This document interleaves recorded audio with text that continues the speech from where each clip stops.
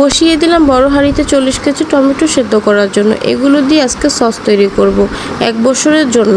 অনেক সময় বিরিয়ানিতে বা ভাজা পোড়ার জন্য আমরা কিন্তু খেয়ে থাকি। অনেক সময় হচ্ছে প্রচুর পরিমাণ দাম থাকে টমেটো এবং কি সিজন থাকে না, তার জন্য কিন্তু সস্তায় পেয়ে বস্তা ভরে কিন্তু 40 কেজি টমেটো নিয়ে চলে আসছি। আর এই টমেটো দিয়েই হচ্ছে আজকে সস তৈরি করা হবে।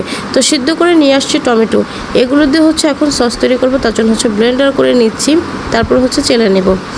অনেক সময় আমরা বিরিয়ানিতে খাই, আর আমরা হচ্ছে সবসময় 1 বছরের টমেটো হচ্ছে একেবারেই সেদ্ধ করে রেখে দিই। আমরা বেশিরভাগ হচ্ছে বিরিয়ানিতে দিয়ে থাকি আর ভাজা পোড়া খাওয়ার জন্য। হাতে তৈরি সসটা কিন্তু এমনিতেও মজা হয়ে থাকে, দোকানের কেমিক্যাল থাকে, আর ঘরে তৈরি সসটা কিন্তু অনেক ভালো হয়ে থাকে। আরেকটা পাতিলে কিন্তু আমি বসিয়ে দিয়েছি চেলে রাখা টমেটো সসগুলো। এগুলো হচ্ছে অনবরত নেড়ে চেড়ে দিতে হবে। এখানে হচ্ছে আমি সামান্য পরিমাণ লবণ আর হচ্ছে সামান্য পরিমাণ মরিচের গুঁড়া দিয়েছি, আর হচ্ছে অনবরত নেড়ে চেড়ে নিতে হবে এটা ঘনত্ব আসা পর্যন্ত। তারপরে হচ্ছে যখন অনেক ঘন হয়ে আসবে তখন হচ্ছে আমি ঠান্ডা করে ডিপ ফ্রিজে সংরক্ষণ করে রেখে দিব 1 বছরের জন্য।